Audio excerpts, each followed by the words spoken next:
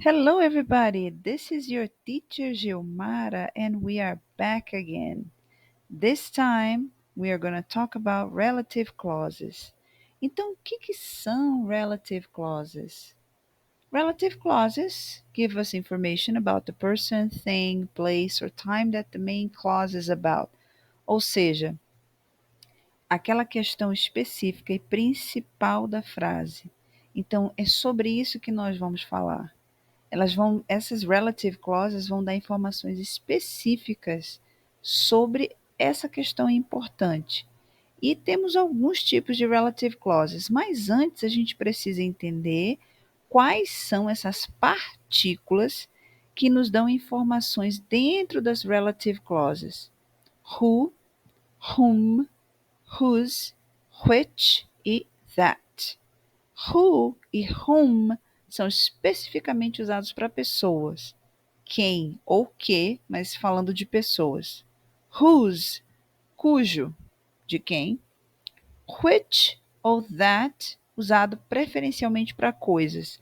No inglês informal, é possível você ouvir pessoas usando that ou which para pessoas, mas isso você ouve em inglês falado. Em inglês correto, gramaticalmente correto, a gente vai usar who ou whom para pessoas. Alright? These words introduce relative clauses and relate back to the noun or pronoun in the main clause. Ou seja, essas palavras introduzem as relative clauses e falam do pronome ou do substantivo da frase principal, ok? Então, nós temos as defining relative clauses, non-defining. Então, defining ou restrictive são aquelas que são essenciais para a frase e não tem vírgula. Non-defining ou non-restrictive são aquelas que contêm informações adicionais e que você usa vírgula. Então, vamos partir para os exemplos, ok? Defining clauses ou restrictive. These clauses are essential to the sentence. They identify which person or thing you are talking about. Então, essas clauses são essenciais para a frase porque elas identificam de quem você está falando ou do que você está falando. E não há vírgulas para separar essas clauses. Então, no exemplo, the tattoo that is on my arm represents my family. Tá vendo que não tem vírgula aí? E esse that é o que, né? Ele é necessário para a frase. Se eu tirasse, iria fazer falta. Então, se eu dissesse the tattoo is on my arm represents, já iria fazer falta, já iria perder o sentido, já estaria incorreto. Então, here the defining relative clause that is on my arm is essential, que foi o que eu acabei de dizer. Esse que está no meu braço é essencial para que a gente possa entender o sentido da frase. Non-defining relative clause, non-restrictive. These clauses add extra information about the person or thing. Essas são aquelas que vêm entre vírgula e que adicionam informações sobre a coisa ou sobre a pessoa. Informações que não são essenciais, mas que são interessantes, ok? Exemplo.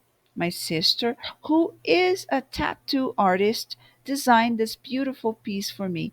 Ou seja, se eu pegasse essa frase que está entre vírgula, who is a tattoo artist, não iria fazer falta se eu retirasse.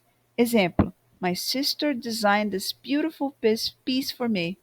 Ou seja, a frase não perde o sentido. Ainda está gramaticalmente correta. Simplesmente porque eu peguei essa parte que está entre vírgula, who is a tattoo artist. Isso é uma informação extra. Eu estou falando de quem? Da minha irmã. Ok? No slide anterior, você não tinha vírgula.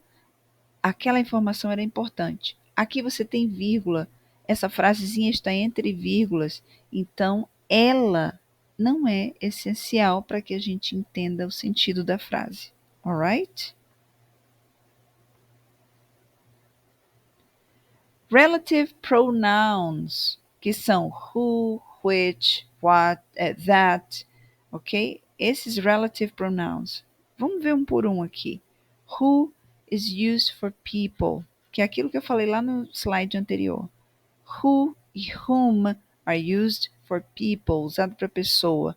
Exemplo, the artist who designed my tattoo is famous.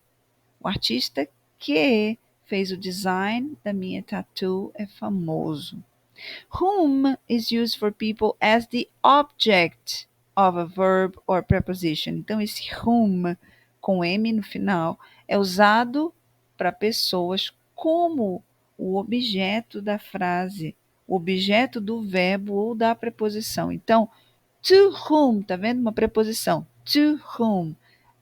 To whom did you show your tattoo? Para quem que você mostrou seu tattoo? Outros exemplos. With whom, com quem, ok? Whose. Whose é o famoso de quem, cujo. Is used for possession. The artist whose work I admire most has a unique style.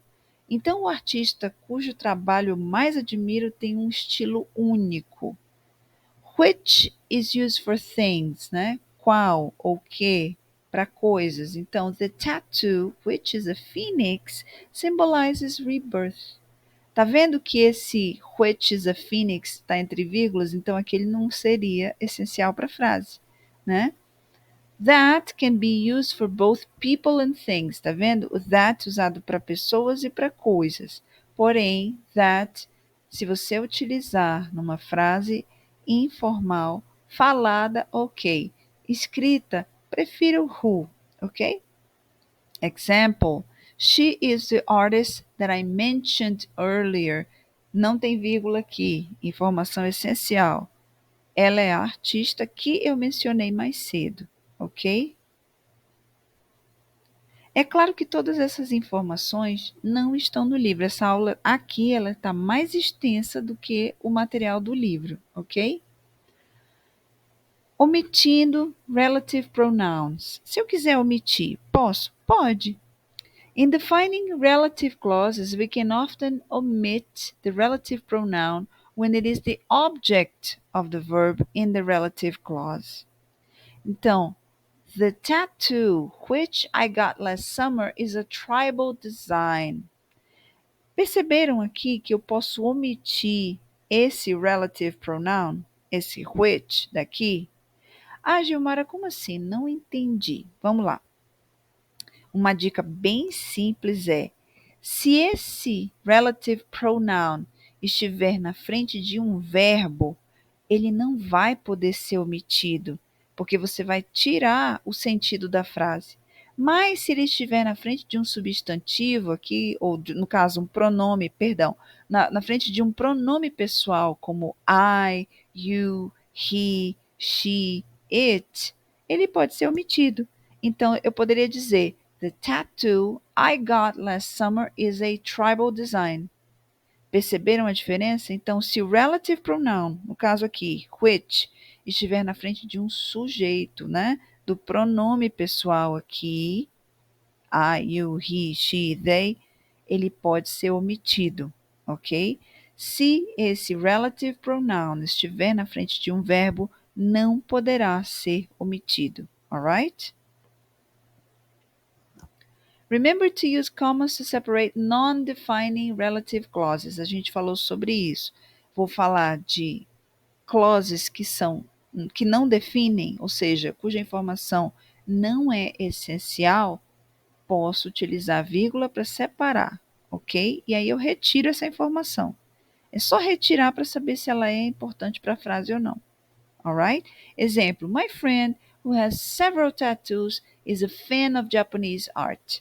Tá vendo aqui? Entre vírgulas, who has a several tattoo. Se eu tirar, my friend is a fan of Japanese art, eu não perco o sentido da frase.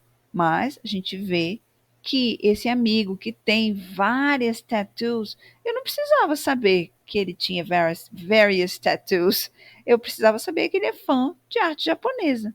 Perceberam a diferença? É uma informação extra. Então, hoje nós falamos sobre relative clauses, falamos sobre emitir o pronome, do relative pronoun, falamos sobre defining and non-defining clauses. Então, eu espero que agora a gente vá para o livro, no nosso PDF, páginas 50 e 51, para dar uma aprofundada, ok? Lembre-se, o que estará nas nossas avaliações é o que está lá no PDF. Aqui eu sempre gosto de colocar informação a mais. Espero que vocês tenham gostado e see you later. Thank you. Bye bye.